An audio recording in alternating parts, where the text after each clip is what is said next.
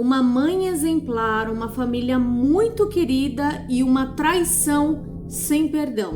Oi, galerinha, sejam muito bem-vindos ao canal. Meu nome é Mari Rodrigues e aqui você encontra casos criminais, histórias sobrenaturais e também relatos de seguidores. Se você gosta desse tipo de conteúdo, deixa o like no comecinho do vídeo que me ajuda demais. Se inscreve aqui no canal e ativa as notificações para você não perder nenhum vídeo. Todo dia tem vídeo novo. Agora bora para a história de hoje.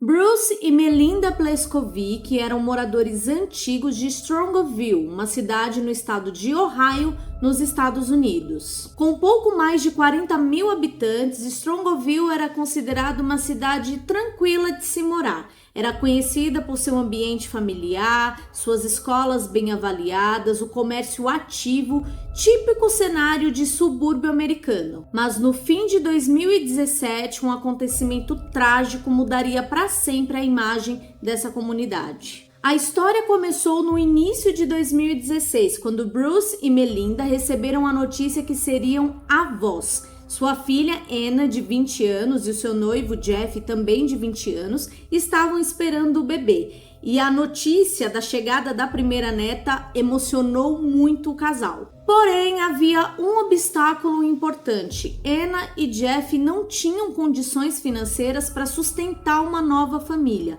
Anna ainda morava com os pais e trabalhava como garçonete num restaurante chamado Applebee's.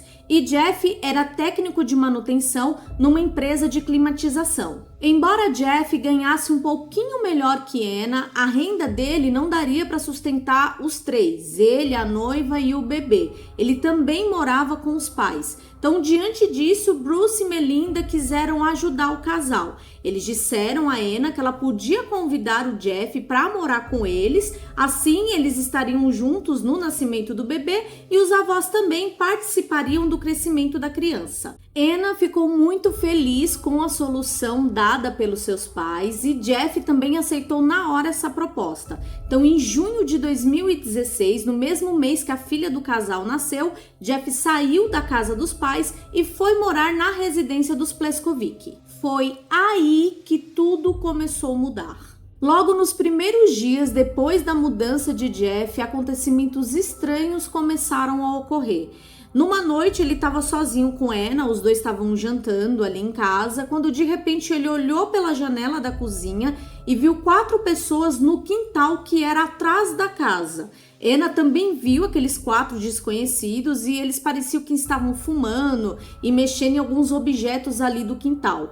Anna ficou muito incomodada e ligou para a polícia na mesma hora. Quando a viatura chegou, os indivíduos já tinham desaparecido. Eles vasculharam o local, não encontraram pegadas, nem bitucas de cigarro e nem evidências de que alguém estivesse ali no local onde Anna e Jeff falaram.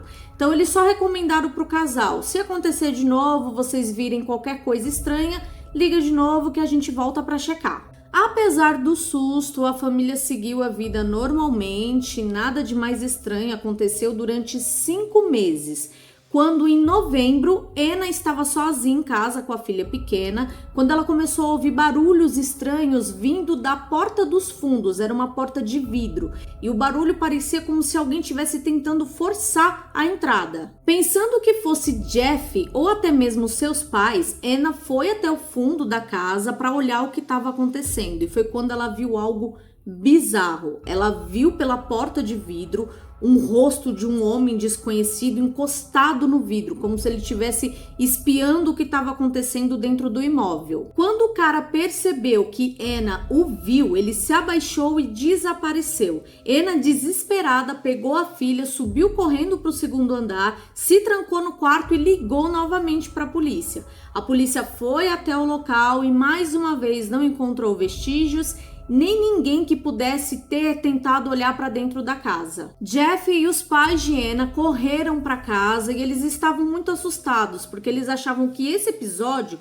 tinha a ver com o episódio anterior dos 4 indivíduos na propriedade da família. A polícia dizia que não tinha o que fazer e a família só se perguntava quem poderia estar fazendo aquilo e por que estavam fazendo aquilo. A família era muito querida na comunidade. Melinda era professora do ensino ensino médio e também treinava o time de futebol da cidade. Ela também era mãe de Kyle, um jovem de 18 anos com síndrome de Down e não verbal. Ela se dedicava integralmente à vida do filho, para que ele tivesse uma vida feliz e integrada.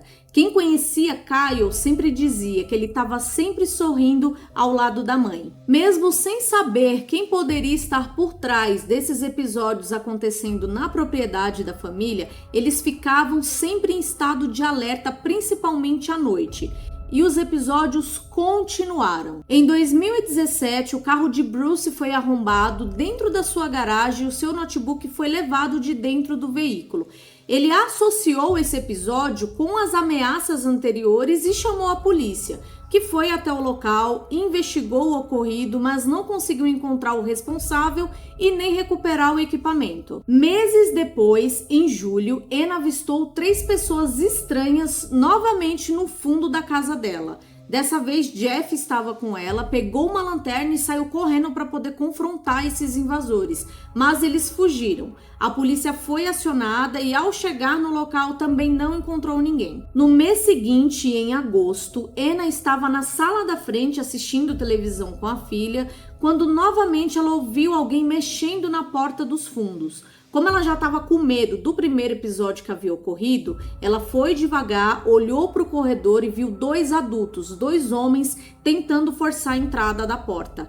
Ela gritou, sua mãe, que estava no andar de cima, desceu correndo e os 2 caras fugiram. A polícia foi chamada e novamente não encontrou ninguém. Em setembro, as chaves do carro de Melinda desapareceram.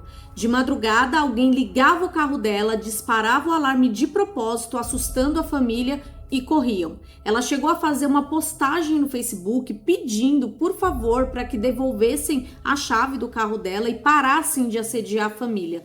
Mas os episódios nunca pararam. Em outubro, Jeff estava sozinho em casa quando novamente ouviu alguém tentando forçar a entrada pela porta dos fundos. Ele olhou em direção ao corredor e viu um homem de capuz tentando arrombar a porta. O cachorro da família começou a latir, foi em direção à porta. Jeff também correu e o intruso fugiu novamente. 4 dias depois, em 23 de outubro, Jeff, Bruce e a filha pequena foram jantar no Applebee's, onde Anna trabalhava.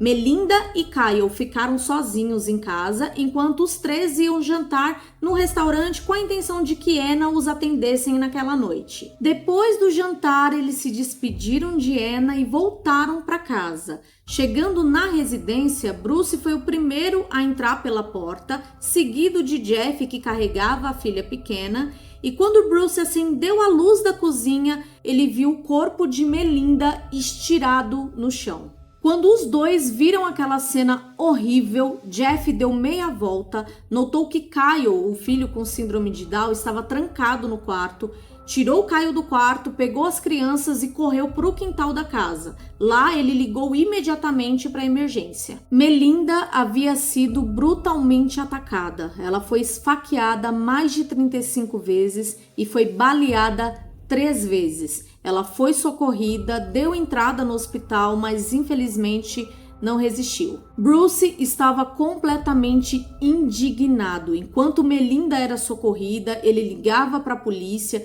gritava aos 4 ventos de que ele havia alertado que a casa dele estava sofrendo tentativa de invasões e agora, por conta de irresponsabilidade da polícia, a sua mulher estava morta. A polícia de Strongville mobilizou uma força-tarefa, investigou até mesmo os membros da família e em apenas 4 dias solucionaram o crime.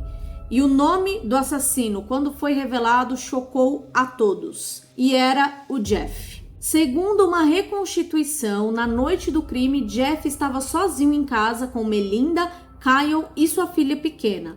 Ele pegou a bebê, colocou num cercadinho, trancou Kyle em um outro quarto da casa, foi até a cozinha e atacou Melinda brutalmente com uma faca. Depois disso, atirou nela 3 vezes. Após o crime, ele limpou as armas, escondeu os itens no carro dele e foi até o Applebee's se encontrar com Bruce. Ao voltarem do restaurante, Jeff deixou que Bruce entrasse primeiramente em casa porque sabia que ele encontraria Melinda naquele estado. Ele chegou a carregar o caixão da sogra no velório. O caso só foi solucionado tão rápido porque a polícia encontrou as armas do crime e também as roupas de Jeff ensanguentadas dentro do carro dele. Jeff confessou o assassinato, mas nunca explicou o motivo pelo qual teria feito isso. A hipótese principal é de que Jeff não tinha dinheiro para pagar o casamento dele e de Anna, que aconteceria alguns dias depois. O local que realizaria a cerimônia cancelou o evento, informou Melinda e, ao ser confrontado por ela, surtou e a atacou. A polícia atribuiu a Jeff todas as aparições e tentativas de arrombamento dentro da propriedade.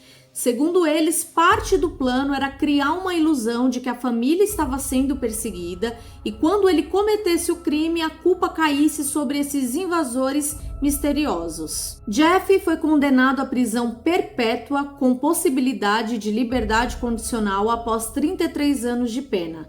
Durante o julgamento, Bruce deu um depoimento comovente. Ele disse que Caio, seu filho com síndrome de Down, não compreende que a mãe morreu e toda vez que eles saem para comer, algo que Caio fazia muito com Melinda, ele fica olhando pela janela esperando que a mãe apareça, mas infelizmente isso nunca mais aconteceu. Essa foi a história de hoje. Eu particularmente fiquei bem sentida porque eu também sou mãe atípica e fiquei imaginando toda essa situação do Caio, mas deixa aqui nos comentários o que você achou desse caso, se você já conhecia essa história. Aproveita e se inscreve no canal para você continuar comigo nos próximos vídeos. Um beijão e até a próxima!